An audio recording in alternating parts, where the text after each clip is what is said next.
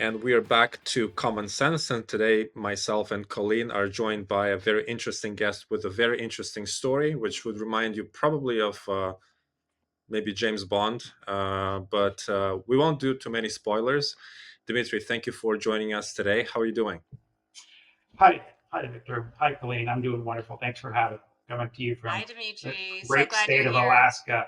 Great state of Alaska. Got a great story to share. Kick it right off. I'll just tell you a little bit about myself. Um, I'm the oldest of 12 kids, 12 siblings. The father of 5 children. Uh, I'm a former airline pilot that shifted to being an entrepreneur. But all that starts back to how did I end up in America to begin with? I'm going to date back to the World War II era, where my great great grandfather had a very thriving enterprise of approximately 200 or 300 employees that were in the agricultural business.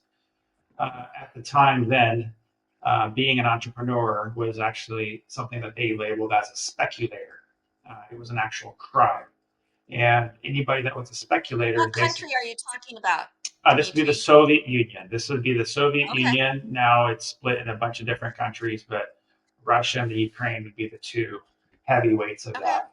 Yeah, so this is back in the 40s, and this was what would be now the Ukraine. It was back then the Soviet Union. And in the agricultural business, my great grandfather was labeled a speculator, so they took everything from him and shipped him and most of the family to Siberia, to basically a prison camp. And my grandfather managed to stay behind because his birth certificate reflected a number that would allow him to stay behind. He was the only one that left behind, and that's really what set our understanding of the communist system in our family from that event. Uh, we weren't a fan of it, and pretty much anybody that had an enterprise was labeled a speculator. And a speculator is basically somebody that profits from a service or a product, something that Wow. capitalism is based on, right? Um, That so we take for fast, granted here. yes, yes, we take it for granted, but back then, that's how all economies work or supposed to work. And quite frankly, that was what set in my family, a very serious dislike of the communist system. Now, fast forward to the mid 80s, my father lived in the Donbass region of the Ukraine, where the fighting actually broke out in 2014. And he just basically building a life for himself, working in the coal mines, which was considered one of the top end jobs in the government enterprises. Everything really was owned by the government, so you mostly worked for the government everywhere. And one of the requisites of having one of those jobs is you had to have uh, a registry. It was called like a red ticket, if I'm translating it word for word, to be part of the Communist Party. Well, told you why our family was not supportive of that system. So my father, quite frankly, was not going to participate in that party. So it started to Yeah. affect him in his job. Um, they knew that. They wanted to fix that. There was, a team of about 50 people on his brigade in the coal mines, and they basically kept saying, "Hey, Peter, if you're going to keep this job, you need to be part of this group." He's like, "No, I'm not." And he kind of stood up against them, and that's not really a party that you can stand up against and Right. last. They you just go away. So they basically started imprisoning him in these couple of week prison terms, over and over to try to pressure him. And ultimately, how it ended was on the eighth imprisonment, they burned his house down. They burned his house down and kind of left him with nothing at that point. And at that point, he was sort of forgotten. He actually was taken Wow. back in the coal mines. The co-workers of his were, quite impressed because nobody dared to stand up and, say no to the Communist Party. Yeah. So in 1989, in that time frame, the United States had posted something that said if any Soviet citizen could end up in an embassy somehow in one of the European countries, that an interview would be granted for immigration to the United States. Um, Wow. so my father, at the time, it was me and two of my brothers and my mother. he heard this and he's like, I need to hear nothing else. I am going to leave. I'm going to try. The problem is, normal people didn't have a passport. They had really no way out of the country. The Iron Curtain. Wow. You couldn't really leave unless you were a pretty high-ranking official in that system. So we're a God-fearing family, believe in God, and we were like, you know what? There's going to be a way for us to exit, and we're just going to put that and trust God to lead us out. So he basically packed 12 suitcases, 3 kids. He had approximately 600 US dollars saved up and bought a ticket from Moscow, Russia to Vienna, Austria. And off we Okay. went. Everybody there said, "Hey, Peter, I think you're making a big mistake. How are you going to leave? You don't even have a document to officially leave the country. This is a bad idea." So pretty much everybody told him, "Don't do it." He went ahead and did it anyways. Off we went on that train. And here's what was really, really, I'll never forget this. As the train approaches a border, 2 or 3 stops before the border is where the KGB guards come on board and they start doing document checks for those that are Oh my about to leave the country. So they went train car by train car by train car. We're talking AK-47s, the whole, just like you see in the movies, that's exactly how it was. I'm just gonna say it sounds like a scene from, like Victor mentioned earlier, James Bond. You see him getting closer and closer. I'm 4 years old at this time. Oh my God. And you remember this. I remember this, like, as a 4-year-old. I remember it as a 4-year-old. It's all a little bit blurry, Right, but sure. I do remember it. And Yeah. basically, so these guards uh, are approaching our train car, and we're just sitting there. There's 5 people. You can't really miss 5 people, right? And these Right. these border guards walk right past our family like we weren't even there. Like, Wow. they just walked past. Uh, I believe they didn't see us. I believe that was a miracle that took It was place. a Jedi trick. You see They nothing. walked right past and they didn't stop. They didn't see us and they just kept walking. So I believe that was a Wow. miracle. And shortly thereafter, we were on the other side of the border, and that's how we arrived in Austria, in the city of Vienna. We spent roughly 2 weeks there, and for some reason, we're not able to secure an interview at the U.S. Embassy to share the story. So Hmm. we continued back on the train and went to Italy, the city of Rome, and stayed there for 2.5 months. And that's how long it took to be awarded an interview with the, I believe they call it a consulate officer that basically took you in and vetted you to see whether you Yeah. are a qualified person that would be potentially an immigrant. So went through the story, the imprisonments, the burned house, the whole entire experience up to that point. And it was like one of these moments that I'll never forget. He said to my family, you know, um, just speaking to my father, Mr. Kudryn, we don't do things this way in America. We don't Mm. persecute people for, not wanting to sign up for something or for believing one thing over another thing. And out on his desk, he had, 5 applications, which was, my 2 brothers, my mother and father, and myself. And, in '89, everything was kind of old school. So he, pulled out a big stamp and inked it up and just went boom, boom, boom, boom, boom across those and said, "Welcome to the Wow. United States of America." Oh my God. So that's how we got to America. We were legal immigrants, followed the rules of those of that period, and we Yeah. were approved to immigrate to the United States as a refugee out of the Soviet Union. What was required was a sponsor at the time, Okay. and that took a couple of weeks in a church from the city of Walla Walla, Washington, happened to sign up to be a sponsor, and out came our name, Okay. and we went straight to Walla Walla, Washington. So we could have been That was going to be my question: is how did you choose where you went, and did you have a choice in it, or was just like, here you go, here's where you're ending up? no choice, no choice. Yeah, no It was choice. literally a name out of a bucket kind of scenario, Oh wow. and it could have been in Brooklyn, New York. It could have been Florida. It just happened to be Eastern Washington in the city of Walla Walla in farm country. So Okay. that's how our story started. Spent 10 years in Washington. My father went to work on day 4 for an irrigation company. We went to school, and just kind of that life started. He was a firm Wow. believer, did not want any form of assistance kind of like the public assistance that we hear about a lot. He didn't want to participate in that. He didn't know a word of English. Just he got a job offered, something like 4.25 an hour. Went to this job, and he came out of the Ukraine or the former Soviet Union, where he would make approximately $400 in a month, which is considered a very high income at that Wow. time. And he showed up and he's like, "Hey, I Sure. got a job for 4.25 an hour." And he's like, "Is this 4.25 an hour a day? How? Explain this to me." And like, "No, it's per hour." He's Right. like, "Well, how many of these hours can I work?" Let me have them. "I'll take as many as you allow me to work." So he approached it that way and was really excited and got our Amazing. life started. And things went fast forward from there. In '99, we took a trip to Alaska.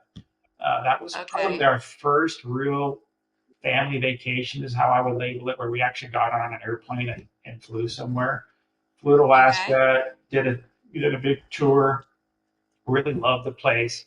And my dad's always had that kind of pioneer spirit, and he Mm. had that push to let's just sell everything and move to Alaska. So that's what we did in Wow. '99. The entire family moved up. I was in the ninth grade when that happened, and I have been Okay, in I Alaska. just have to ask from a logistics, sorry to interrupt, but I just have to ask from a logistics standpoint, thinking of your mom and dad and moving the family. At this point, how many kids were there? When we moved to Alaska, there was, I'm going to say, Because you're about 14. there's 10 kids at that time. There's a total of 12. And when we moved in '99, there was, I believe, 10. Two Wow. came a little bit later. We're pretty much all 2 years apart from all the way, Okay. from me all the way down to the last, my sister. Okay. Well, it's nice they had a schedule going. Yes, it was very much so scheduled. Every 2 years, we had a new addition to the family. 9 boys, 3 girls. But I mean, that's huge. I mean, to think of, it's one thing to go, oh, I like this new place. I'm thinking of moving someplace new, maybe new adventures, new opportunities. And like you said, your dad had that pioneering spirit. But to move a family with 10 kids, 12 people, that's huge. I mean, that's so much courage. I just think that's amazing. I don't know how he did it. I have five. I don't Uh, know how you can do it with 10. as a mom, I'm going, oh my God, the logistics.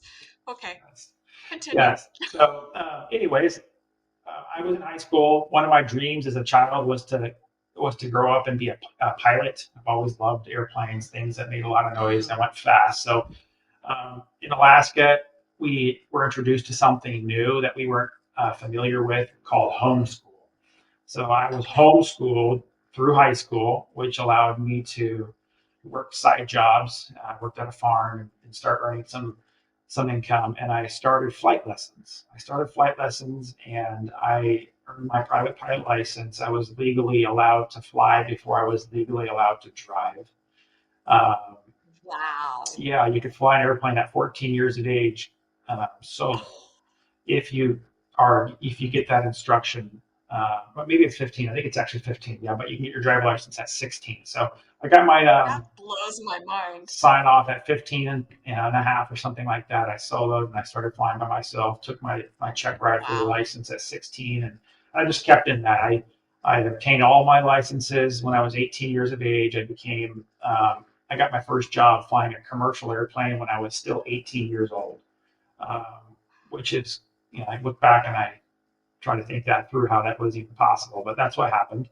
And I was in the industry for 7 years. I flew for several different airlines for 7 years in Alaska on the East Coast, and most length amount of time I spent was in Seattle, working for a company there, flying all over the country. And in 2010, I got married in 2005. I'll back up for a step. So started my family then, and Okay. had our firstborn Mark in 2006. So by the time that 2010 rolled around, the economy was a little bit on the rocks. We had the recession that was taking Yeah. place. A lot of people were getting laid off. It just wasn't a very pretty picture. So I ended up being at a company for 4 years, and I went to the last guy on the seniority list after 4 years of being there. So I'm right on the chopping block. So they had offered a Right. leave of absence, and I'm like, let me go try myself somewhere else. So I took a leave of absence for 4 years, and I went and started a business of simply just the traditional model of buying and selling a product. I would have been labeled a Okay. speculator had I been my great grandfather for that. Right. And I just started to buy, I buy a lot of something, sell it for, a little bit of a profit. And that eventually brought me to a business where I started to buy and sell just name brand household electronic products. I'd buy them in America and I'd sell them in countries that had a different currency. England, Okay. the EU. So you could buy something for $100 and you could sell it for £100. And there was about a 1 to 1.6 currency conversion during those years, and there was some And profit that's a in pretty that. nice profit. It is. It was great profit. Yeah. It was a great little thing, and I found this. I'm like, wow, this is amazing. And Smart. would buy from big brands like I'd buy Apple, Google, Panasonic, LG, all these companies, and just household electronics, phones, tablets, and whatnot, and folks in England had just an appetite for them, and I would be able to buy it here, sell it over there, and make some profit. After about 2 or 3 years of that, the revenue of that business grew quite high. It grew quite Okay. I made a pretty good Which is profit. what you want. Yes, yes. It was quite high. And that basically got to the point where eventually a whole bunch of other people caught wind of this type of a business model. And of course, the more people that come into something, the less profit there is to make. That's how Right. capitalism works. Prices start to come down. And eventually it came to a point where that business was really no longer profitable. You were just trading dollar for dollar. And I decided that it's time to shift to a different model where we Okay. shifted to production of accessories and protective equipment for the same electronics that we at one time were selling, such as cell phone Okay. cases, chargers, cables, power banks, the accessory field. So our business Sure. model, revenue wise, reduced significantly during that change. Okay. Just because we weren't selling a $500 item anymore, we were selling a $13 cell phone case. So the revenue Sure. shifted. Now, here's what started happening. Interesting enough, at the time I knew nothing about it.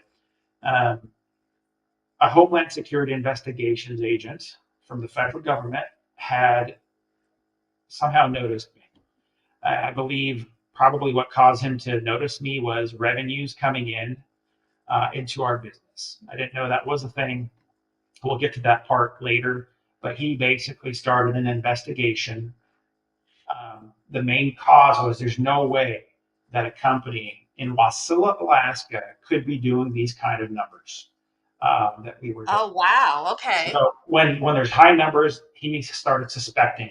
He stated he suspected money laundering, some form of financial crimes that had to be taking place because it doesn't make sense for what he thought should make sense for the area. Right. And he Right. started Okay. investigating.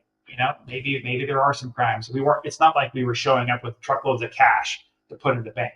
This was Right. Amazon's, the eBay's of the world, where the revenue sources that are quite black and white. It's easy to see what people sell on those platforms. Right. And he started an investigation. I didn't really catch wind of any of this for a lot of years, probably because, quite frankly, my understanding of the justice system was probably quite uh, to how most Americans understand it. There's Sure. justice. You're innocent until proven guilty. Nobody Right. would ever create something to try to force you to be guilty in a situation. So I'm like, no, why would the government ever? They can investigate me. I'm not worried about it. They'll quickly see that I'm not breaking any laws as far as I'm concerned, and they'll leave me Right. alone. That wasn't the case. In 2018, in May of 2018, I was indicted by the federal government. Um, the charge was conspiracy to commit wire fraud. Uh, Wire fraud is basically you had defrauded somebody in the form of electronic communication, email, phone, or Oh, text. that's where the wire comes in. That's Okay. wire fraud. That's what that means. It's kind of a one size fits all crime.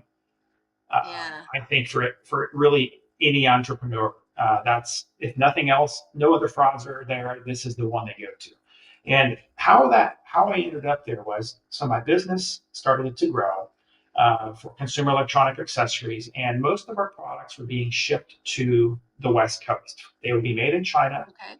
They go across the ocean and they end up in Long Beach and Seattle, and then they get dispersed to a bunch of distribution centers. Well, I was running the business out of Alaska. We had the need of having some product in our warehouse in Alaska, and going to Alaska versus the West Coast has a very different price for logistics. It would Oh, cost sure. approximately $2,000 to ship a shipment to Seattle. It would cost about $12,000 to do that to Alaska. So I'm like, I got to Holy moly. somehow figure out how to cover that $10,000 because my competition doesn't have that disadvantage. So I was at a trade show in Guangzhou, China, walking through looking for ideas, and I found a furniture factory. I went to talk to them and I said, okay, I have an idea. I palletize my goods, stick them into a 40-foot container, and I have about 4.5, 5 feet of space on top of my pallets that is empty. Can we Okay. buy sofa sets from you and have you load them in on top of these goods? And I'm going to try to sell them in Alaska for a markup that allows me to recoup that extra $10,000 that I'm spending by being in Alaska. And sure enough, Okay. it Pretty turned smart. into something that balanced the scale. I was able to put in probably about 7 or 8 sets of sofas on the goods. I'd pull them out and I'd sell one a month, two a month. It was a very small business. And those were only in the containers that were going to Alaska, or did you do that for the containers going into Seattle and Los Angeles as well? No, no, just to Alaska. Okay. Alaska only, we'd Okay. have I mean, one that or makes two a sense. year. That was a very smart choice. Yeah, and I looked at it, and I was buying a 3-piece set. It was kind of like a rocking chair, a love seat, and a sofa. And I talked to the factory. I'm no furniture expert. I said, hey, what options do we have? We have Chinese leather, we have Italian leather, we have fabric. I'm like, well, tell me about the Italian leather. That to me sounded probably better than Chinese leather. So I'm like, let me pay the extra to have Italian leather as the material of these sofas. And that's what I've done. I paid a little extra for that, and I did that for 5 years, for a period of 5 years, and Wow. I Okay. had I had an office building that I ran my core business just like I am right now, and I had a neighboring kind of side office that had enough space to put 2 sofa sets in it, and I threw some ads up on Craigslist, and in that ad I wrote 3-piece, comma, Italian leather, comma, sofa set. Really plain Okay. Jane ad, a picture. The ad said nothing about where the actual sofa set was made. In February of 2018, thereabouts, Homeland Security investigation sent in one of their agents. They called me on the phone and said, I want to come look at your sofa. I said, okay, here's where I'm at. Here's where I work. Stop in sometime and I'll show it to you. So he comes in. I am doing whatever I'm doing in my normal course of business. I step away, go open the building, show him the sofa. Why are you selling it? Tell me the story, this, that, and the other, typical questions. And he started, he asked me questions. I was still answering the previous question when the next question was already being asked. These people are Oh, professionals. They're trained to do this kind of thing. And of course, in my naivety, I really wasn't paying attention in great detail of what he was saying. So he threw in a question of asking, so is this set made in Italy? I know that I use Italian leather to make the sofa set, and I gave him the wrong answer. The set is actually made in China, and it's not made in Italy. It's made in China using Italian leather. The ad doesn't define where the sofa is made. It's defined the type of leather that was used in the sofa okay. set. So he purchased the set, took it away, gave me $2,300 cash, and that was the end of it. So I thought. Fast forward by about 3 months, in May of 2018, I show up in the morning at about 8 in the morning with my kids. Matter of fact, in this spare office, we had a private tutor hired who would teach my kids their school. Uh, Nice. so they were over there, and then I'm sitting just like I am now in front of my computer. I had a bunch of cameras outside the building. I'm looking up on the screen and I'm watching like 12 vehicles just swarm into the parking lot outside the building. I'm like, what is going on? And sure enough, Yeah. about 4 or 5 different government agencies were in that group. They had HSI, ICE, Customs and Border Patrol, the IRS. I believe that was those 4. Maybe I'm missing one. And they just come in and say, "We're looking for Dmitry Kudryn. Here's a warrant. It's on there: United States of America versus Dmitry Kudryn, the fraudulent sales of sofas." Um, Anyways, that's what they were able to show me, that they had permission to go in, and they basically started raiding the building. Started raiding the building. Do you have any questions up to this point? I've been doing a lot of talking. Oh my God. No, it blows my mind. So the first thing that I think of is you're selling sofas. It's not like they're gold plated. They're just sofas, but the government deems it, or these whoever decided to send all these troops in thought that it warranted sending. I mean, think about the amount of money that the government is spending to send all these people after you, right? But all of these different agencies, how did they even like verify? I don't know how they would even think that that makes sense, to send all these different agencies after you, when if they're saying, "Oh, you frauded me on a sofa, like you said it was made in Italy, but it was really made in China. Therefore, i.e., you're a bad man, and we're going to come after you." Um, why would that warrant that many people, that much energy? It sounded like it's overkill. I guess that's my whole point. It's what you So, just described sounded like immense overkill for what they said they were going after. well, let me tell you why they did it. They were actually very, very upfront to me later, a little bit later Oh, in the process, as to what they were doing and why. So, okay. I'm just not going to name his name right now. I don't know that that would really be useful here, but this particular agent, real short guy at the Homeland Security Investigations Office in Anchorage, he had been investigating me for approximately 4 years and 9 months. Oh my. Give or take the dates. And when you investigate something, it has a time limit. It has a statute of limitations for. Let's say they think I'm committing a crime. They have a limited amount of time to prove that that's actually true. And Okay. he was running out of time. He was running out of time, and he was unsuccessful in finding any crime in my life. And he had tried and tried and tried. They went to the grand jury in Anchorage, Alaska for about 3 years. And every time you go to a grand jury, they tell the people sitting there, which are just normal people, "Here's this guy. We believe he's doing this." They have to approve an indictment. Then they can formally charge an individual with a crime. So for 3 years, Okay. the system was actually working correctly. The people were like, "No, no, we don't buy your story. We're not going to let you charge this person." Well, at some point, that to me is actually quite surprising. There's a saying that the government can charge a ham sandwich if they want to. So I'm Oh, surprised they weren't able to get people to believe their story, or whatever it was. Maybe they came up with one version of the story, another version of it.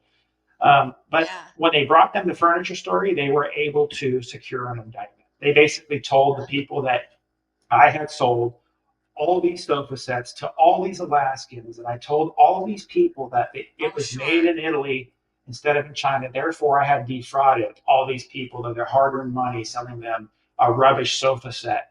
Therefore, that's fraud. Had I Yeah. actually done that, it would have been true. But I had never told anybody where it was made. Quite frankly, most people didn't even ask. Like, the sofa had a tag Right. right on them with the Chinese manufacturer's name right there. God. It's like nobody cared where it's made. People don't buy on Craigslist for a country. They buy it on Craigslist to save some cost.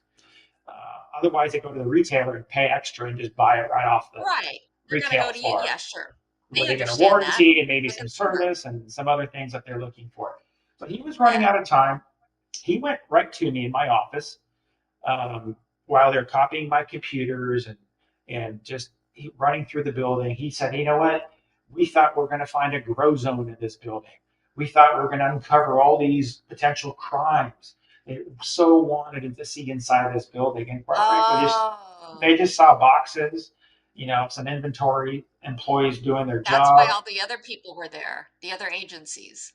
Well, they brought them all in because they thought they're going to uncover something that is going to just Right. create this enormous career building case for this man, and he was quite disappointed. He just ran through. It's just a routine warehouse business, and he went to me and said, "You know what, Dmitry?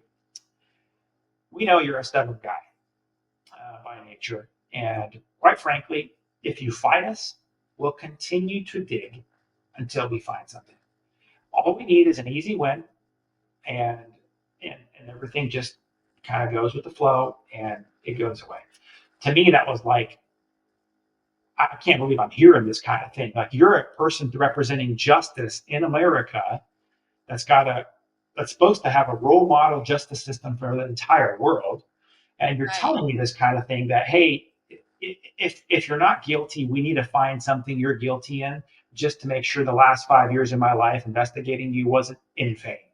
That's basically what he said in his own words. Exactly what I'm hearing you say anyway. Yeah. So I'm like, to me at the time, I was just like, absolutely, I'm going to be stubborn, and absolutely, you're not going to be making Right. things up on me and turning me into a criminal. This was in May of 2018. So they Okay. actually they went through the entire office, spent all day there. They brought in one person that I'll never forget from another state.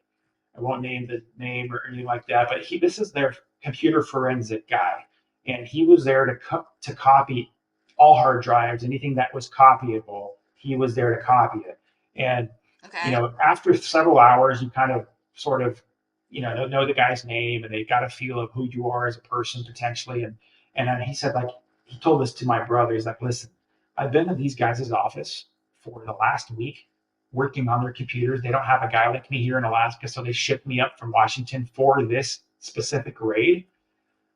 They have Right. nothing. They have nothing on you. Like, don't even worry. Like, this is just my job. I'm brought in here, but you should not have anything to worry about. Like, your guys are going to be just fine. You're going to get through this, and then everything will go away. That was kind of his behind the scenes little conversation. And of course, as soon as this main agent would come rolling in, he'd quickly silent and go back to work and doing his Right. job.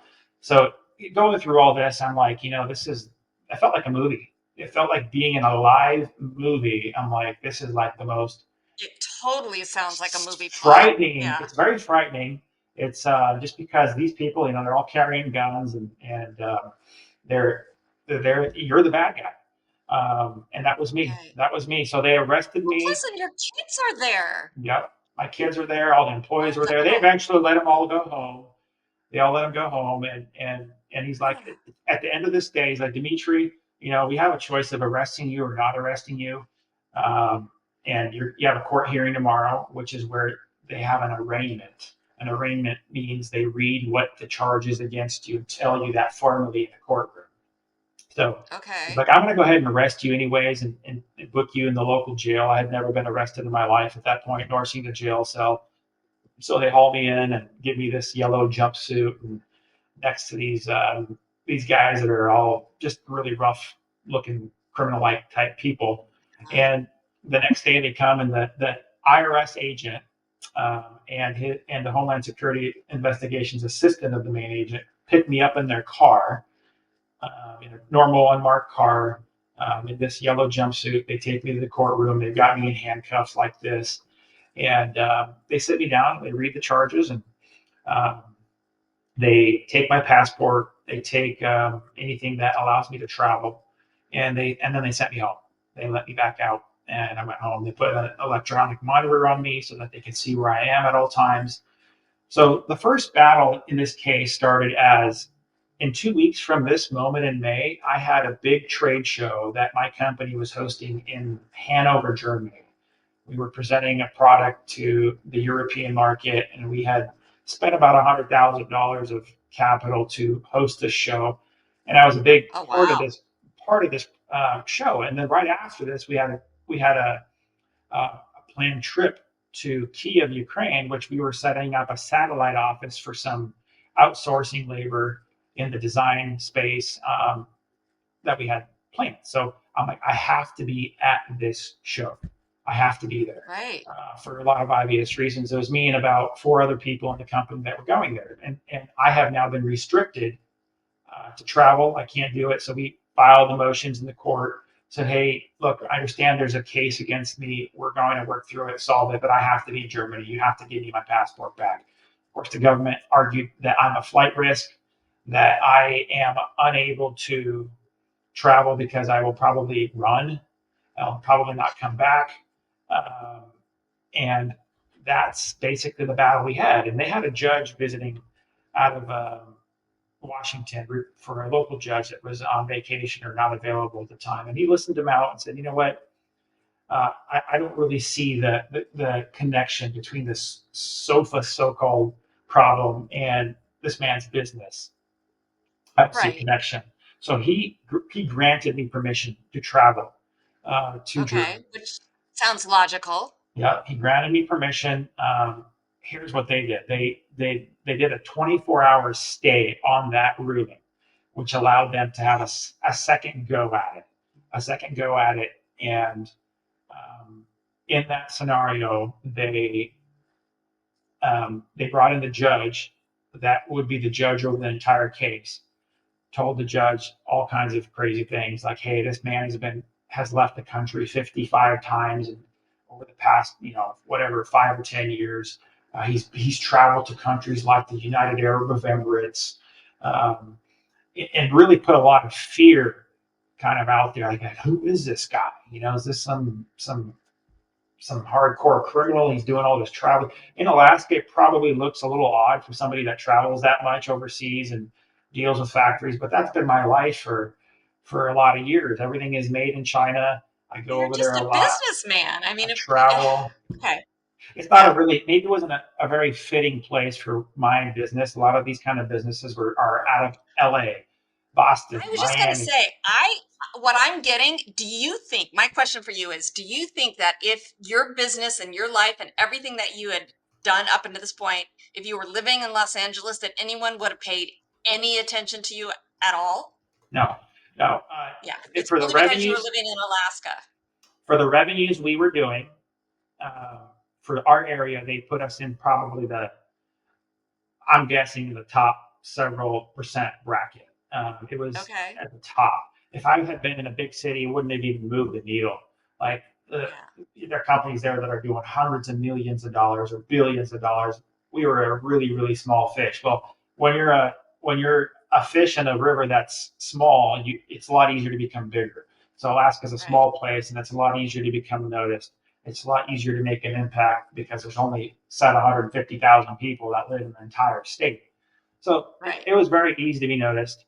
Um, and quite frankly, that judge canceled the ruling, blocked my travel. This last hearing was the day of my flight. So this was like at 9 in the morning hearing, the flight's in the afternoon. I brought my suitcase with me to the courtroom, not really knowing am I going or not. Um, I had lost that case, and my brother and his wife were there as well. He was traveling. He's my business partner. Um, we had brought approximately $9,000 cash, myself and my brother, for this trip. We had a whole Okay. team with us. We're going to the Ukraine. A lot of our U.S. credit cards don't always work in other places, so we Sure. just needed to have a couple of weeks of reserves in case we had a need for um, something come up on the road. So I'm like, hey, I'm not going. The trip's all on you. I gave him my cash. He had his. And an interesting thing happened at the airport. He shows up at a flight that goes from Anchorage, Alaska to Fairbanks, Alaska, which is only an Okay. hour flight. And then from there, he boards a flight that goes to Frankfurt, Germany. Well, Okay. So at the international.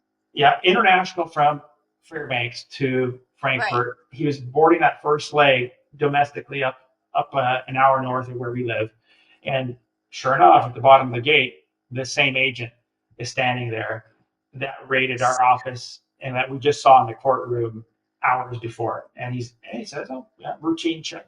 Sir, are you carrying anything in your bags? Are you carrying any currency?" He's like, "Yes, I am. Here's the dollar amount." I was like, okay, go ahead and fill out this form, put that number on that form.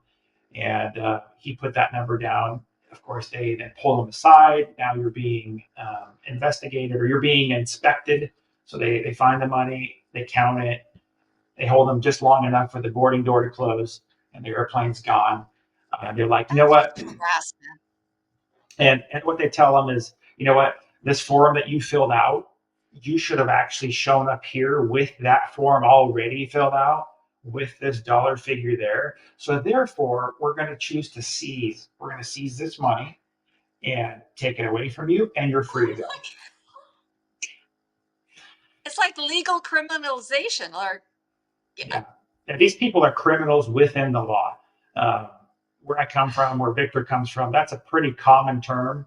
It doesn't surprise anybody, even to this day. There's a lot of criminals within the law from where we come from. And unfortunately, there are also criminals within the law in this country.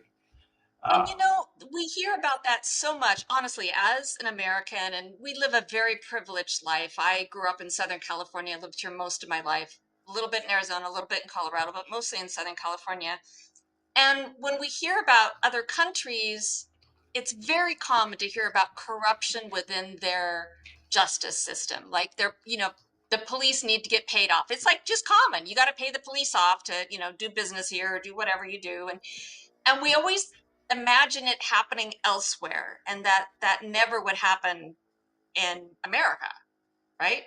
But what you're sharing and what you're telling, your story is telling us, is that there is corruption, and there are ways that they use the legality around it to get what they want. They're just calling it as they want, not that it's real. I mean, I'm a little it's, your story is incensing me a bit, that could happen, and that they are, that like you have no recourse. What do you do? What happened after they took your money? um, you really can't do very much. You can't fight the government back in most cases. It's just not a fight you can win. So fast forward, the trip happened. I stayed back. Um, Fast forward by about a month. This is approaching the end of June of 2018. My brother and I had another business. It's just a basic construction company that builds residential homes and sells them. Okay. That company at the end of June of 2018 loses $586,000 out of its bank account. In other words, one day, just a withdrawal and it's gone. And of course, at that time, I get a convenient phone call from the Homeland Security Investigations office and say, we have a meeting for you to attend in Anchorage, Alaska. Come and talk to us. Of course, I come in and they say, okay, we took that money out of that account, and we believe that this money, they called it ill-gotten gains. You made this money in the company that we had investigated for close to 5 years. We're unable to find a chargeable offense, but we believe there's a lot more here. So we're going to take that money and we're going to keep it seized until we sort things out. That was just in the meeting, and But during these were this these meeting, different companies. completely, they build houses. Has nothing to do with my electronics business, furniture, but it was But owned by. because you're the owner of both, that's why I'm the owner. So they took the money. That, of course, caused challenges within that business because the capital that it uses to function is no longer there. right. And this is where I met the person that prosecuted the case. And he came into this case somewhere mid investigation. I don't know at what point. He was not the person that started the case in the prosecutor's office. He was given this case because somebody else had been moved out, and he was given this case. And he made it very clear in this meeting. He says, Mr. Kudryn, from what I can see, I don't believe you're a bad person. I'm going to kind of step back. And if you can find a resolution between you and the agent, the resident agent in charge, I'm not going to get in the way. I just want this to basically resolve as fast as possible, whatever way that is. And at that point, it was just basically, all right, it's the agent that's the problem. This has been his baby for the last 5 years. And there's Right. no way this guy is letting this just go away proving that he No, went his ego is involved. on a wild goose chase and on a witch hunt for Yeah, 5 years that didn't come anywhere that would be right. satisfactory to him. So what they told me is like, you know what, Mr. Kudryn, if you take responsibility for this furniture scheme, Couchgate, okay, I'm going to call it Couchgate. If you take responsibility for Couchgate, then we will leave you alone and we'll call it a day. During this process, they started knocking on doors of my family, on my employees. I have had an employee that was a foreign national that was literally like weeks away from his interview to where he becomes a citizen of the United States. Oh, They called wow. canceled the interview, said, "We're not sure what we're going to do with you yet. We might call you in to testify against him." So they started applying all the maximum pressure they possibly could on me, creating a tremendous amount of legal expenses for me. I felt it was my responsibility to pay for all of this for anybody that's associated with me as an employee Sure. or family and whatnot. So they said, "Hey, you signed to this furniture case and take responsibility for sofas, we'll leave you alone." And in that plea agreement, they had also written in there that you will also forfeit the $586,000 that we took as part of this agreement. Um, at that point, really, I was at a point to where my mentality shifted. I wasn't really in the in the frame of mind of am I guilty or not. It was more about okay, how do I lose less? How do I lose less?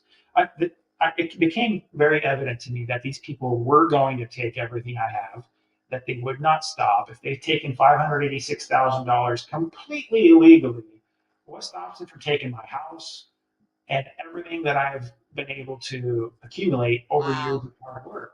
And I realized that signing this paper was the path that would put me into losing less. If I fight the government and say I'm not guilty. I spend everything I have on the process, and in the end, I somehow win and have nothing left. What kind of win is that? So Well, so in other words, they got a confession out of you through coercion. they have a signature on a piece of paper is what they have. They Right. have Well, which is which is illegal. basically an agreement to their charges that yes, I am guilty. So I signed Right. the paper. This was approximately August of 2018. Thereabouts. And what was kind of interesting, it gave me my passport back within days. I was no longer a flight risk. They actually allowed me to travel internationally again to maintain my business. And life sort of almost went back to normal for a little while. Um, and I know there was a report that they were generating that then goes to a judge who now has to Right. schedule it and sentence me for the Okay, so this crime. is before sentencing, but supposedly, and I'm not really sure how the law works on this. If you have not been sentenced, but you're still convicted, I don't like, are think I you don't think technically yes, you are convicted, but I think you officially become a labeled convict, a felon, uh, after sentencing. I don't know that for sure. I think that's when that okay? happens. So maybe I'm guessing like why it's like before they were all on you, you couldn't go anywhere, you're totally restricted, and you're not even proven guilty yet. And then once you sign the paper that technically says you're guilty and that yes, this is it, and then they're like, okay, you're free to go about the world now. Yeah, Like that yeah. that makes no sense. The logic of it makes no He sense. got he Okay. got what he needed. He got the signature at that Yeah, point. Even obviously that's all he cared about. It wasn't the truth. oh, He it didn't was really not. think It you were was a win. criminal. He just wanted to be right. It was a win. It didn't matter what it was in. It was a win. It was a resolution to his case, and now I have a potential prison sentence looming ahead of me in sentencing, which to me, Oh wow. I received what they call the pre-sentencing report. So this pre-sentencing report um, lists a recommendation to the judge of what to do with me. And Okay. this is where I found out they had added a bunch of enhancements to the case. I didn't know that was even a thing. So when I signed the Wow. paper, they gave me, there's a point system. When you commit a crime, they give you points. Just like a driver's license ticket, they issue you points. At some point, you lose your license. Well, they assigned me points, and it was approximately 7 points for signing the paper, which gave me a range of a potential prison sentence of 0 to 6 months. So I had the threat of going to prison for 6 months in that point Okay. range for signing the paper. I was like, you know what? I think I'll be able to explain this to the judge. I don't think I'm going to get any prison out of this. So when the pre-sentencing report, the PSR report came in, my points were at 22 points. And I'm like, well, how is this? It's not what I signed. Well, there's enhancements. So if there's a loss of above $250,000, they have 10 points that are added. They had decided that $250,000 was lost. Then there's 2 points for called sophisticated means. Sophisticated means is What? that you have a special skill. I'm sorry, go ahead. Okay. What? So the $250,000 that they decided that you defrauded people out of, was that it? Is that what you're saying? They felt Alaskans had lost $250,000 while buying furniture from me over the period of approximately 5 years. That's the number And they just came up and with. they just came up with that number out Just a of nice, okay. even, clean number. 250 there. They gave me two, and I'll come back to that in just a second. They gave me Okay. they gave me 2 points for sophisticated means. Sophisticated means you have a special skill, and you use that skill criminally. So they had decided that selling on Craigslist was a special skill, and that I had used that incorrectly. So I got 2 points for that. Yep. So be careful out That's just there. laughable. I'm sorry. I know this is horrible. This was your life and what you went through, but it's so ridiculous what they did and how they did it and how they assessed all this. It's like I don't know how real people. Okay, I'm sorry. This is our justice system. These are people representing the United States of America justice in Okay. my example. Okay, in my example. Yes. uh, and Continue. and 2 more points for 10 victims or more. If there's 10 or more victims, you get another 2 points. Then for responsibility of the case, I think they gave me 2 point credit. So they gave me I think I was at 23 and I ended up being at like 21. So I was now in Okay. the 36 to 48 months range for a prison Oh my sentence God. with this report. Now, the lady that wrote this report, she had, for whatever reason, I don't know why, she had recommended to the judge that I get a 12-month prison sentence. Usually everything typically in the system goes on the maximum of everything, but she wrote Okay. 12. She wrote 12 months. So I had a big dilemma on my hands. Okay, my next case determines, whether I go to prison or not, and I Right. might be there for up to 48 months. Um, so I wanted to address these enhancements. I'm like, okay, if there's a $250,000 loss, I don't believe that's true. Let's actually figure out what was lost. It should be an accurate number. Is it $1? Is it $1 million? I don't know. So what did I Right. do? I went and I had this sofa set appraised. I had it appraised, and the sofa set came back at $3,200 appraised value, and I had sold every one of them for $2,300 or less. So in other words, people had a $900 gain of what its true value was instead of a loss. So in other words, everybody Okay. gained $900 instead of losing any money. So that's why you buy on Craigslist, because it's probably a better deal than a Right. retail store, right? Surprise, surprise. Uh, So I brought that together. I had that ready for the judge, and like the judge is going to actually figure out there is no loss here. And then it kind of brings the question: is why do we have a case? There is no loss. Why am I Right. even here? Why was I charged? Right. Obviously, we know why they did it, but those were the formal questions that would be asked. The sophisticated means part. I don't believe selling on Craigslist is a special skill. The government disagreed, and also I'm like, let's find the victims. You say there's 10 or more victims. What the government had done earlier on is they had offered anybody who bought a sofa set from me 500 of my dollars if they would agree that those people were defrauded and were a victim. And that was posted in the news in their methods that they use to spread this, like press releases and Oh things my like that. gosh. So I'm like, how many people are they going to find? Problem is, I couldn't find every person that bought a sofa set from me over 5 years. Sure. This wasn't like a retail transaction that I would have all these receipts for and a whole log of people. I didn't even know these people's names. They showed up. They don't introduce themselves. Say, here's, take my money. Let me have Right. have a On a nice day. Craigslist, That's it. yeah, I don't even know their yeah. names. But I was able to find 17 of the people that bought sofa sets from me. And I'm like, okay, well, let me go ask these people, did I defraud you or did I not defraud you? And out of those 17 people, 13 of them gave me written affidavits that said, you did not defraud us. The other people said, you know what, Dimitri, we just don't want to be part of this. Like, if I Oh give you yeah. this paper, we're probably going to get subpoenaed into a courtroom and we're dealing with this There's mess. the And old, yeah, I don't want to get involved thing. I don't want to be part of Yeah. it. They didn't tell me you defrauded us, but we don't want to fill out a piece of paper that ropes us into this case. So out of 17 people, not one person said they were a victim or they were defrauded. They actually liked their sofa. They thought they were comfortable. A few people actually came back and bought a second one. So I was in the courtroom during my sentencing, and this is how it went. Started with the loss. Said, Judge, here's the appraisal. $3,200 is the value. We sold it, every one of them, for $2,300 over the last 5 years. Based on my records, I sold 110 sofa sets over 5 years. It's not a very good business. This really wasn't a business as far as I was concerned. It was a Right. means to a recovery of some cost in a nice win-win way.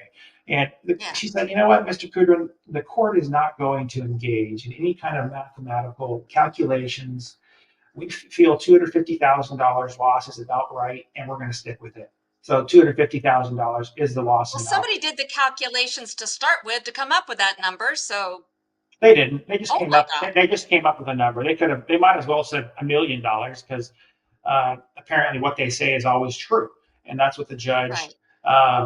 We lost those 10 points. Lost the sophisticated means points in the courtroom. They had identified. Now going back 5, 6 years, it was 4 victims, and the fifth was the agent who bought the sofa set to start the case. So after blasting me all over Alaska, 4 people responded to, "We'll take the $500, and yes, we are a victim out of 110." Most of these people I didn't know. It actually told me a lot Right. about. They just saw free money. It told me a lot about people because uh, Yeah. I would expect most people, when the government knocks on your door or calls you or informs you that says, hey, you have been taken advantage of, here's $500 for you, and we're going to try to recoup your loss. I tend to believe that most people will take them um, as the truth and say, okay, wow, I didn't know that. Well, thank you very much. What do I do next? And Yeah. 4 people responded out of 110. So I told the judge, you say 10 or more people, show me these people. Where are these Yeah. people? You have 4 people here. I have 17 that I've talked to, and not one said this is true. Of course, Right. it was all a kangaroo court. It was just Yeah, it it was a was big just rubber setup. stamping everything, playing the game. It was obvious how this was going to end. I won absolutely nothing. She issued me a 1 year and 1 day prison sentence. She gave me a Oh hundred my God. thousand dollar fine, and at that point, I was given 60 days to report to a federal prison in Sheridan, Oregon, which Oh I my did so God. and spent 292 days incarcerated there with about 500 other people, with a lot of hardcore criminals. Um, and they gave me a reduction of 52 days or 54 days, I think it was, for good behavior. Apparently I was not a good criminal, so I tend to have good behavior. So they gave me that. I reduced it by 2 months, but I spent 292 days in a federal prison. I paid a $100,000 fine, and the charges called conspiracy to commit wire fraud. It's not wire fraud. So if you actually don't commit a crime, let's say um, let's say you committed wire fraud by defrauding somebody. Well, let's say you wanted to defraud somebody, but you didn't. They call that a conspiracy, and it's punished in the same way as the actual crime. So I was charged with a conspiracy to commit wire Oh fraud, and wow. that's my conviction. It's called a white collar crime. When I got to this prison, I met quite a few other people that were there for white collar crimes. There was probably about 80 white collar uh, prisoners there. And what I really realized on arrival was how bad things would have really been had I actually not signed the paper and went to trial, a traditional trial. I would have lost that guaranteed. They only lose 3% of their cases.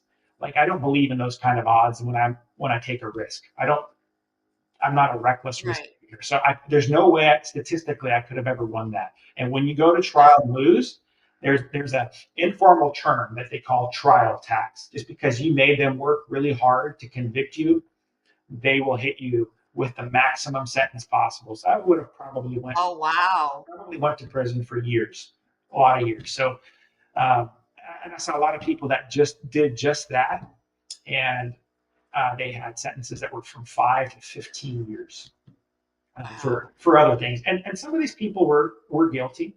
I'm not a person that, if you're guilty and you commit a crime, you should be held accountable for it. That's my position to this very day. But there was also people that were 100% innocent people that had their own version of the same event happen to them, and usually those cases many times were far bigger, had just years and years of prison sentences, Wow. millions of dollars of restitution to these so-called victims. One of my great friends that I met that actually lived right below me on a bunk bed, um, he had been given a 15-year prison sentence for a white collar crime. That, again, he's an innocent person. He was basically a poster child of the 2008 Great Recession, of going after the greed, to go after the people that caused it. And of course, he was made one of these poster child people that Oh, was. wow. Yeah. The good They news have is, to have a scapegoat, right? yes, you got to have an example. Sometimes you Got to got make an to example. sometimes you got to kill one of the monkeys to keep all the other ones in line. Um, Right. So do you that's feel kind of the like rule. that was part of what this guy was doing, like using you somehow in that way? To me, it's pretty clear. If you look at anybody in the federal system, in my view, is the way that makes you go up is by making landmark cases and making a name for Okay. yourself. So I truly believe that this agent thought that I was probably some Russian oligarch living in Alaska, Ah, having these big revenues. And of course, with somebody from that background, of course, he's doing something illegal. If you watch the movies, and they also watch movies. Like, typically, the Russian, the Ukrainian, in the movies, they're always the mafia people. They're always the bad guy. sure. They're always the Yeah. ones coming out of the subway with that big heavy accent after committing something probably that's probably a crime, right? So that's how he approaches it. So Yeah. I'm Let's just sure. say thank God your name wasn't Boris.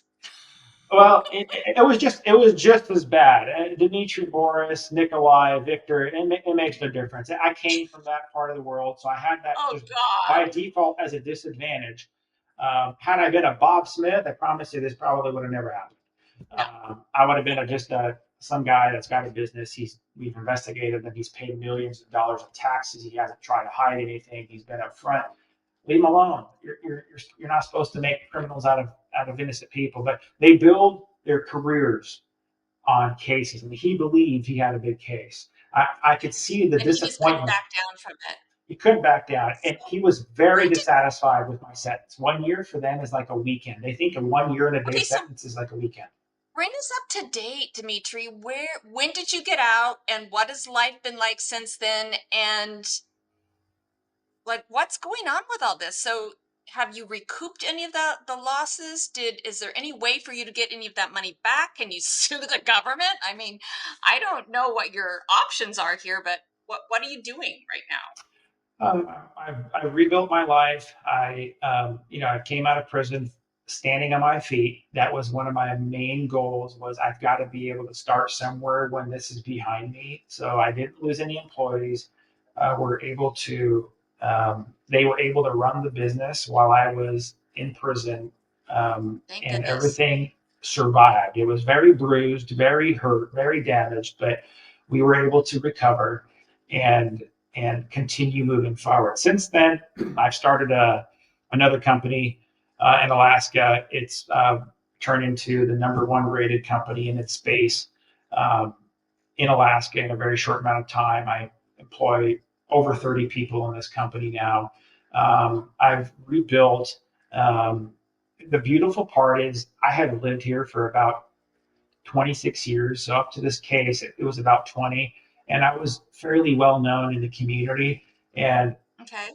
nobody really believed what happened was the truth. Like it just Yeah. doesn't match my nature. Like if I'm going to commit a Right. crime, it's probably not going to be a sofa sale on Craigslist. With a building that's like right next to my church. Like it's literally Right. Oh, across jeez. across the driveway. Yeah. Like you're probably going to be in some dark alleyway doing some shady things if that's what you're after. So I've rebuilt the business. It's a thriving enterprise. There's really nothing I can do to go back. I don't believe fighting with the government is a good thing to do. It's kind of like Okay. that's why I chose not to go to trial because to me it felt like getting into a boxing ring with a grizzly bear with my bare hands. I'm not Yeah. going to win that no matter what. No matter how good of a fighter I am, I'm not going to win. It doesn't make me guilty, but I just can't win that against that kind of a Okay. force. And the government basically, in simple terms, said, "Hey, we're the grizzly bear. We're going to bite your arm off and let you go." And Right. that's basically what happened. I went their path. I've rebuilt a lot of my life since then. At this point, really, there's not much I can do. I can't reverse this. You Okay. know, the only way to clear my name in this scenario is if I was issued an executive pardon by the President of the United States of America. So Oh. that's a very, very high level action, which typically normal people like myself don't get that kind of an action just I was because. just gonna say, like, he'd have to be like a mafia boss or like with a big name, because if the president's gonna do something like that, and I'm sorry, but I think a lot of the decisions in politics comes down to this. They're gonna go, well, what's in it for me? Can I get some good press out of this? Um, if you had a bigger name, you know what I mean? Like if you were something like that, it might behoove him to take the time to do it.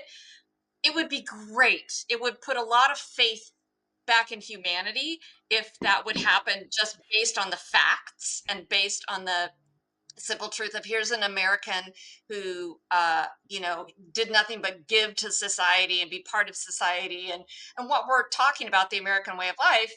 That would be great if they could go along that route and have that be you get your pardon, but your pardon still wouldn't get you any recoup any of the losses. You would get your good name back. But I mean, Yeah, I honestly, don't think I would see the Dmitry, money back. And at this point, I've moved on. Money can be made yeah, again.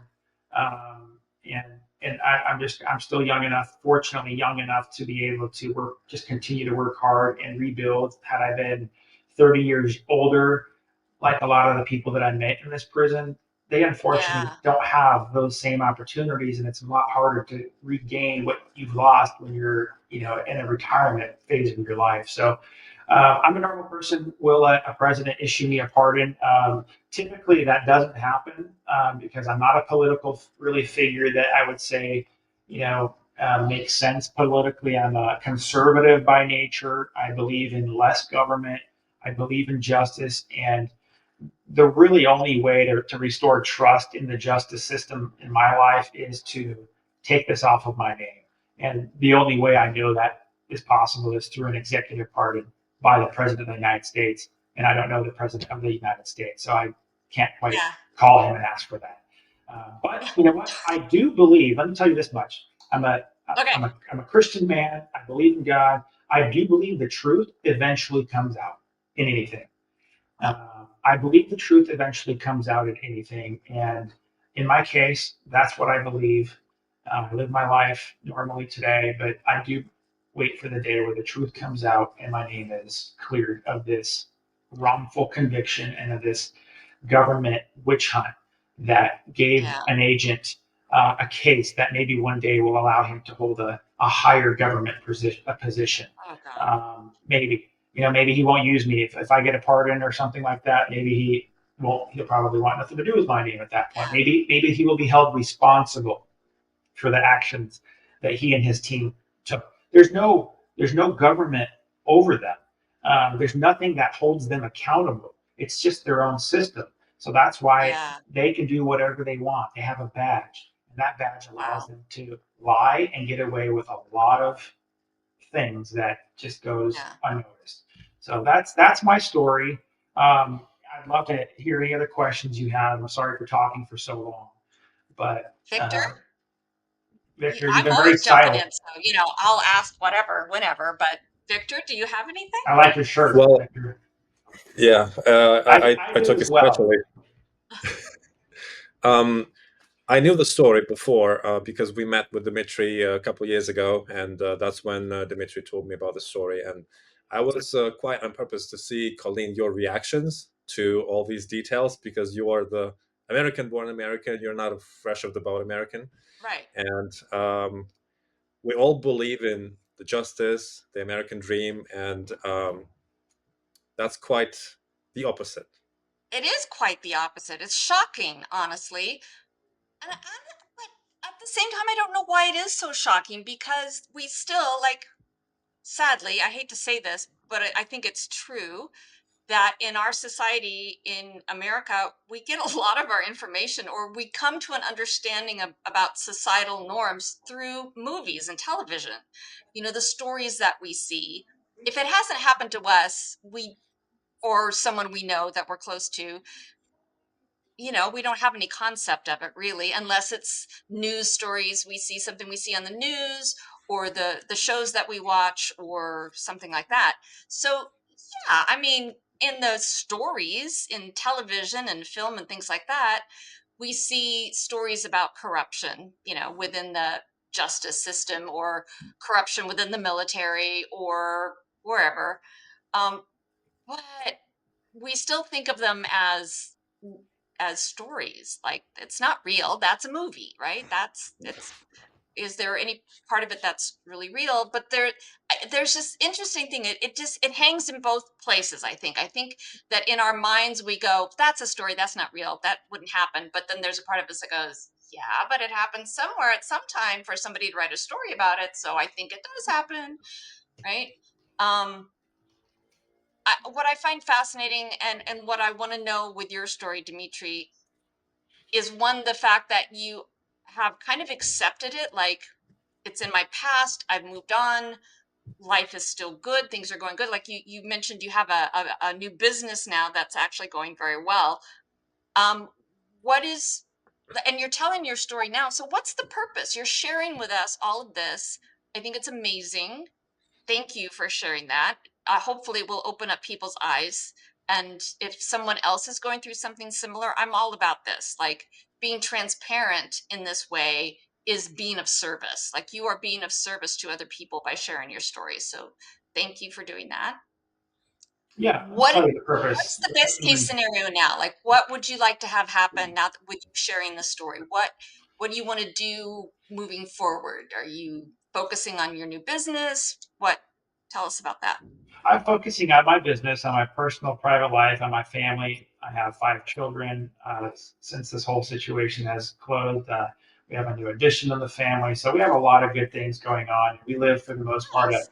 a pretty nice, smooth, normal American life. One of my big motivating factors is this recent election that took place in the country. I watched what happened to President Trump, and these same people did some really nasty things to him very openly. Nobody hid anything. It was, I believe these kind of things used to be kind of undercover, where it never really made the news and didn't really want it to have any ripples in the media. But I think things have changed to where they just don't care anymore. They just do things in the open, where they clearly create witch hunts, go after people that they need for some agenda.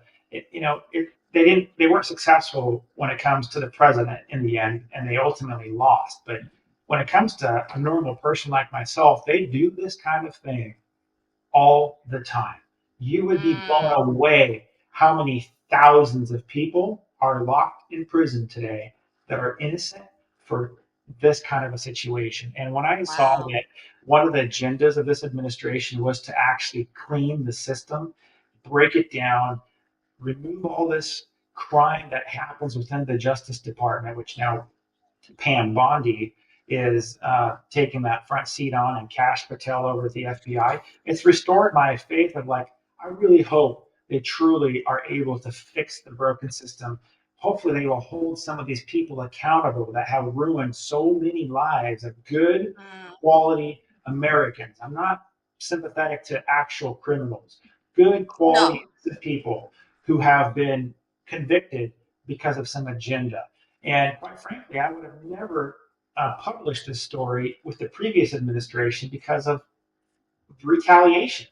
They have Yeah. every tool in their war chest to retaliate. And I didn't want them to do that. So that period is behind us. I know we have an administration that is for the people, by the people, and they have very clearly in black and white have stated we are going to fix the system. And I take that at face value. So maybe my story, Dimitri here in Alaska, maybe that will one day be seen by somebody that's cleaning the system, and maybe they will feel inclined to correct the wrong in my life and maybe call President Trump and make a request for an executive pardon. That's really the purpose of fixing it so this doesn't happen to anybody else and nobody else has to go through the hell. They put Yeah. me, my family, and my employees for 3 years. And created tremendous financial harm in my life. They took me away from my kids for a year. How do you put a value on that? How much is Yeah, that? exactly. How much is that worth? That's the ultimate thing that happens when this kind of thing goes down. I believe what doesn't kill you makes you stronger. It's made me stronger. It's given me an accurate understanding of the system. I'm glad I'm not learning this lesson in my 60s or 70s like a lot of people that I met did, because there's Yes. no time left in life to really rebound. I learned this in my 30s, and my goal is to try to conduct my businesses in a way knowing of the danger of these people out there that could be looking for any opportunity where I might say the wrong thing, where I might give them the wrong answer, and there they go. They Right. create a new case to build their career. So I don't believe they will retaliate because we have a president that and an administration that would not allow that to happen. Well, you didn't think it would happen before either. I mean, it's I think governments have a way of surprising us all at times. Would you ever consider telling your story in a narrative form, like writing a book or making a movie or taking it down that road so that to reach a wider audience? Because this is great. Victor has a huge growing audience here on the podcast, but to even reach a wider audience, would you ever consider doing that? I would. I would. I feel the story is close to being complete. In other words, I've been attacked. I've recovered. I've rebuilt.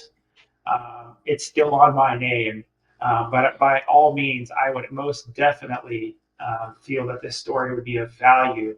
It's a truly a movie. I got to see No, America I on the as you good were telling side it, I of felt it. America is in 1989. That's what America is advertised to the world. That's how Yeah, America's always been. It's like, hey, Mr. Kudryn, we don't do things this way in this country. Well, in yeah, 1989, that was a true statement. In yeah, today's day and age, that is not a true statement. So I would like to return the country back to that to yeah. those grassroots days, and make sure that for my children and their children, it's not going to be a place that you can't conduct your business, your life, in fear of that somebody is going to bring you down to take them up, like in my example. Right. By all means, I would be more than happy to share my story in any way that benefit somebody else from hopefully living through what I lived in my Okay. case. Movie, book, what have you, other shows, bigger audiences. Absolutely. Okay. You want to tell us about your new business? Is this something that would help to have it out on the platform? Can we do that, Um, Victor? I'm asking. it's Yeah, I really definitely. should ask. it's Yeah, yeah. a simple business. I'm in the garage door business. Nothing crazy. No, super product. Just found a need that wasn't being filled, and I created a resolution and started filling that need. Okay. Um, Well, that's I'm lovely. one of the things I'm doing that I am excited about is this current administration has had a very big push of bringing factories back home into America. And what I'm very proud of is I am actually moving the factory that makes our product from China to Wasilla, Alaska, because of the new policies and Amazing. opportunities that are being opened up. I have no loyalty to China. I'm a capitalist. You make your product wherever it is most efficient to make, to be able to offer it to the market and the price the market's willing to pay. Well, things have changed, and our numbers are now working in our favor to make it here, and that's what we're doing. So I'm That's a amazing. big I believer in love bringing the that. factories home, and I'm going to be an example, hopefully, to other entrepreneurs that hopefully will also be able to make that kind of a decision to better America, make it stronger, provide more jobs, creates a stronger nation, national Yeah. platform of our own We products. absolutely need to bring manufacturing back here. And I think a lot of companies, the ones making decisions, they're starting to see that we really need to do that. China's got their own issues and problems, and we need to make sure that we have the availability of all the things that we used to do business, or where we used to get our manufacturing done outside of the US. Bringing it back here is absolutely what we have to do. It's got to be our goal over the next 5 to 10 years to build out our own manufacturing, for sure. Absolutely. Well, I'm going to be one of those contributing to that. That's the least I can do. I'm excited about it. I take on the challenge. And that's The really what challenge. yeah, I don't think the show will probably sell any garage doors for me, but if it does, I would be grateful for that. But that's not the purpose of my story.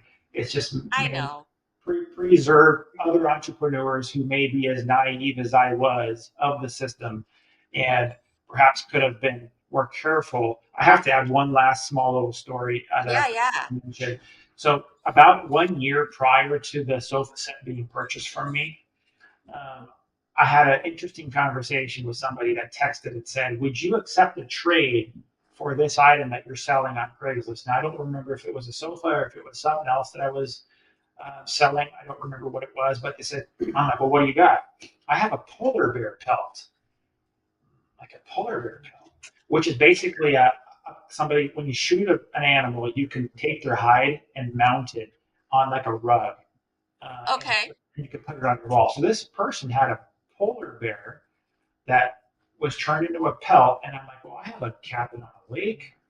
That would look pretty cool on the wall of my cabin and have a polar bear pelt. I told them, let me get back to you. I don't have an answer for you. So I'm just kind of trying to figure out, what is this thing worth? So we talked to a guide friend, a person that's a hunting guide in Alaska, to try to say, hey, what is a polar bear pelt worth? I don't know the Right. value of it. And he's like, well, Dimitri, why do you ask? I'm like, well, this guy here on Craigslist wants to do a trade, and I'm actually thinking about it. He's like, don't do it. Like, why? Because it's illegal. It violates the Marine Wildlife Act of some sort that I knew nothing. Okay. So I I told, was wondering if, like, are they, because I was kind of going, are they endangered? Like, is that an endangered species it is. thing? But that's where my mind went too. So It is. You have to interesting. be an Alaskan native to hunt an endangered species animal. At the time, I didn't Okay. know that, and I found out. Had I not known this guide, I might have accepted it unknowingly. I told the Right. person no. Only about 1.5 years later, did I realize that was the Homeland Security Investigations Department Oh my God, they trying were trying to to get you on that entrap me to commit a crime, and not knowing something's illegal unknowingly. doesn't Yeah. give you an excuse. It doesn't give you a free pass. So I would have been a polar belt, or excuse me, a polar bear fraudster, polar bear pelt fraudster, had I accepted that Oh a my year prior. God. So there we go. This is the government's Justice Department enforcing justice on the American people, and apparently keeping us safe by doing so. Just wanted to add that. Yeah. Oh no. You're gonna be very scary about all those polar bear pelt fraudsters. Yeah, it's unbelievable, truly unbelievable what they do, and I believe they should stop doing that. They should focus on those that are actually hurting people, um, and not creating cases that better their career based on how they did it with me. So one of the things you brought up, and I think it's just good advice. and what I hear you saying is that being ignorant of the law is no excuse. And when you're in business as a small business owner, it is your job to understand the industry that you're in and doing business in the area that you're in. Like, what are the laws? What are the things governing my business, my sales, taxing, all of those things.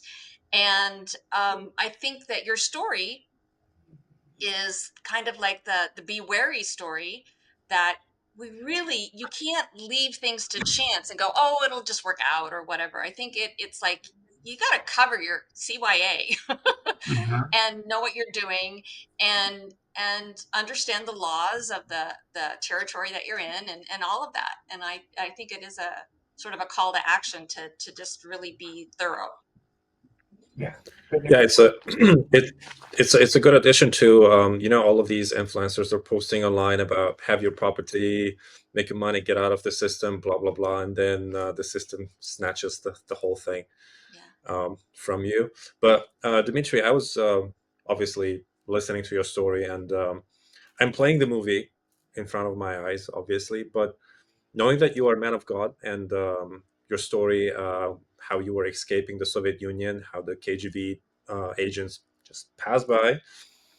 Um, and my question is not going to be, I'm not trying to make a cynic question, but have you ever thought that with this challenge, God sent you a message or something? Maybe something over there. That's a good question. I've asked that myself. The first thing when this happened, I asked God, "What for? What what am I?" And I asked myself, "God, what are you punishing me for?" Um, Mm, and that's how I felt. Clearly, this doesn't happen to almost anybody statistically, but it's happening to me. So there must be a reason. And really, what I have come to, I've had a lot of people counsel me during that period. I listened to everybody. I wanted to just make sure I wasn't missing something very obvious. And what I have really identified is that God punishes people, but he also disciplines people. And in this case, I'm going to say the discipline in my life that I had to go through really felt like it was a punishment. But the Bible also says that we will never be given something more than we can handle. In that scenario, I felt like I was in a situation that was far greater than I could handle. It was extremely stressful and heavy. And I did not believe that I could handle. I would never want to handle that ever again. But I believe that was my life changing moment. That I learned a lesson of how this system truly works, and I believe God was just preparing me for something that's ahead. And maybe it's still ahead of me. Maybe it's just a knowledge of understanding the dangers of what actually happened behind the scenes in the next 10, 20, 30 years of my productive life. So I believe God was disciplining me, not punishing me. And I'm happy that that happened early on in my early 30s versus maybe at the end of my career when I would have lost the entire work of my life in one of these situations, as I saw so many people go through exactly that. So I believe God was disciplining me for maybe something that's ahead of me, showing me, making me stronger, smarter. Um, I would say I'm far less naive than I was of the system. Um, I don't need a second lesson. I was just like, okay, I fully understand who you are. You guys were honest with me. You clearly told me, Dimitri, all we need is an easy win. You weren't lying about that. I knew why they were doing it, but they had to have a vehicle that closed this case out. So, Victor, that's yeah. probably the best answer I can give to how I reflect on it looking back. Have you ever thought of because when you were telling me the story and your faith and everything, the story which clicked in my head was the Book of Job when he Yes. was tested, Tested, the yeah. faith, it was taken away everything, and he did not lose the faith. That was the actual story which kind of connected in my head, but I hear you as well. Well, we'll definitely do more than our best to push and promote the story and maybe have it also published, as we do quite often.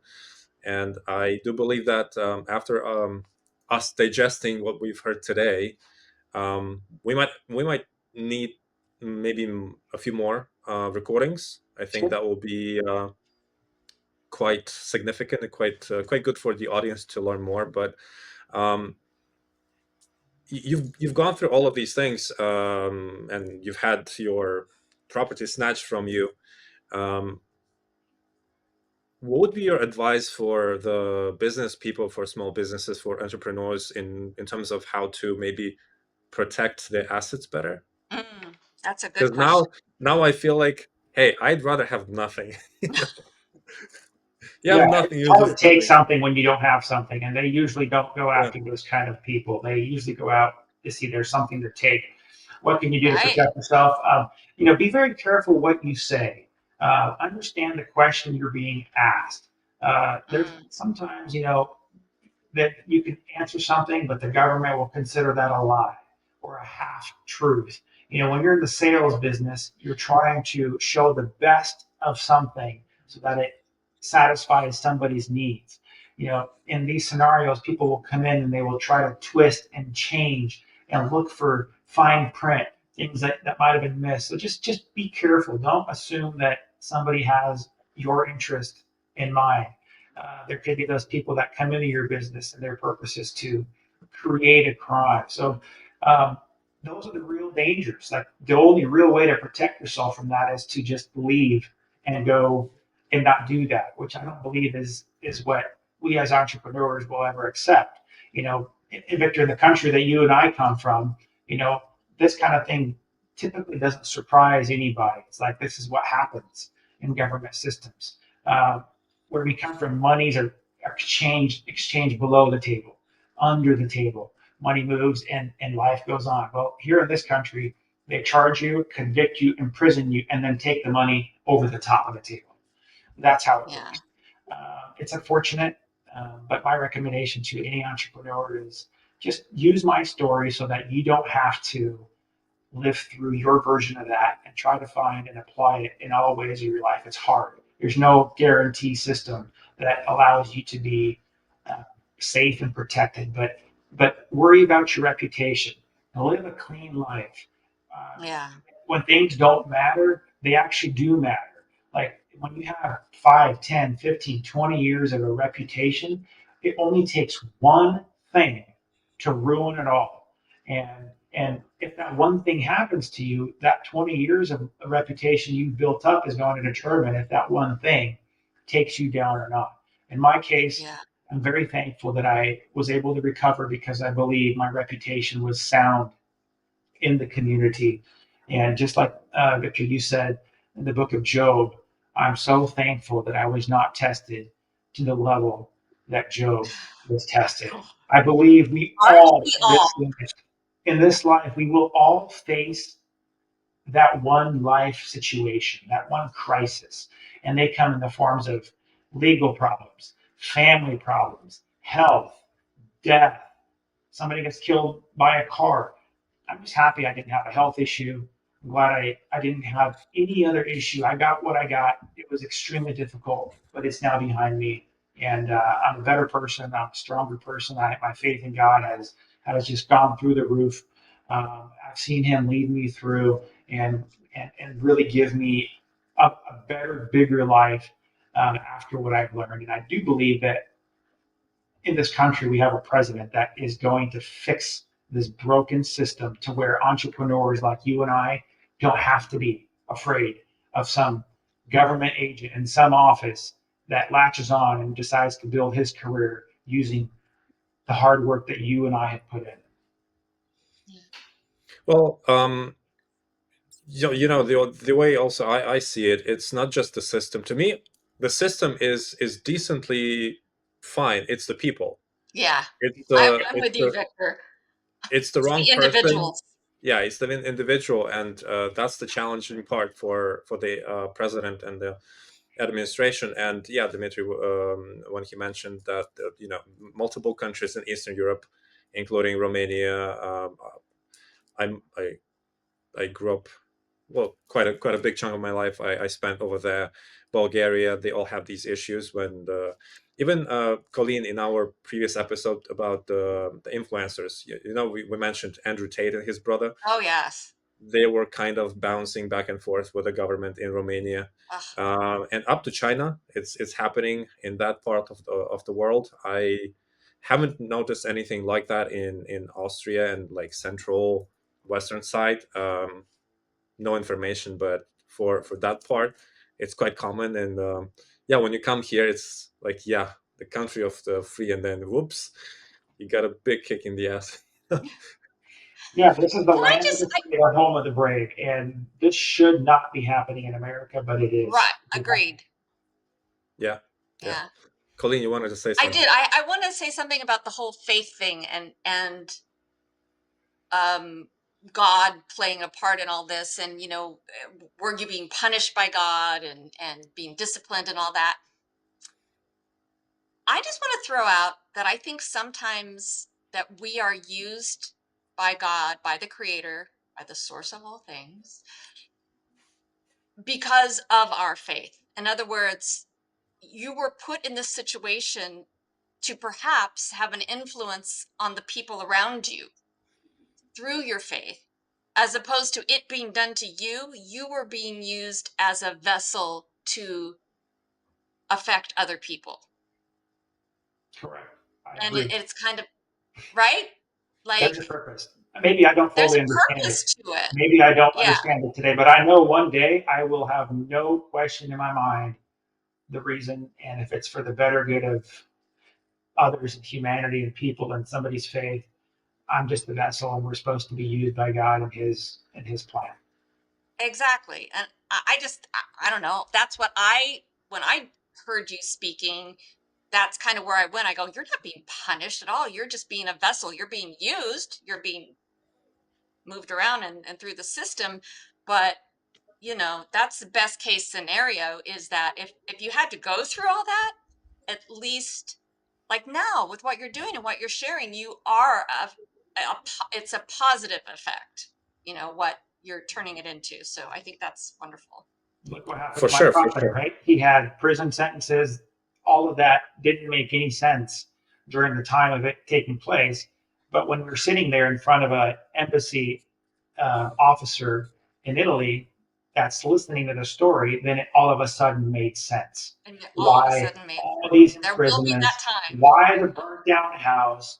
Why all this? Why? Is because it created a new life for Exactly. us, my family, and actually we were the first immigrant family in this town, and thousands of people followed after we came. So thousands of people were impacted. Wow. So my case hopefully has a purpose that will also impact and empower, and maybe it's one that just shows perseverance, overcoming, Yeah. whatever it may be. But there's a lot of things that hopefully will inspire and motivate somebody else that is going through their own version of hardship, that bad things eventually end. That is the Yeah. good news. And keep going. Just keep going. Well, with that said, I think that with us pushing it, and I'm kind of a person without limitations, at least in my head. I don't see any limitations to push it to the president. At least I know quite a few people close to his son, so this will be sent to them. One of the mayors in Florida, um, and as you mentioned, that led those events, and then Italy. It led to a new life. Um, Maybe, hopefully, this whole story will lead to a rejuvenation, a new reborn renaissance of America. I hope so. I hope so. Maybe the administration will see some value in me. I've traveled the world. I've been to China 44 times in my life. I'm very, very well connected around the world. I know how things work, and um, I have a very strong team of people that work with me, so I can get things done, and that's why I was a target. They want movers and shakers. So if you're a mover and shaker, just use my story to hopefully help you build some protection around yourself and network with the right people. Just that way, when something hits you, that you're ready to hopefully get through it and remain standing. Yeah. That's really my point. For sure. Well, I can totally see you with Elon Musk, draining the swamp quite a lot and saving us some money. Dmitry, thank you for coming to us and sharing with us. Even though it wasn't the first time that you've shared your story online or in the media, but I would, in this scale, it's almost 2 hours. I would consider it to be exclusive in a way. We'll work on pushing it as far as Yeah. possible or impossible. It's I love the mission, and I would love to see this episode helping you first of all and clearing it off your shoulders, and also a bunch of other people. So thank you. Oh, absolutely. The story I don't think is fully over yet. There's an opportunity for that to happen. And thank you so much, Colleen and Victor, for hearing me Of out. I course. have never shared the story in this full format without leaving out too many small details. So thank you for giving me that opportunity. And I hope that it could change somebody's life for the better by hearing my experience. For sure, it will Amen. definitely. Thank you. All Okay. right. Take care.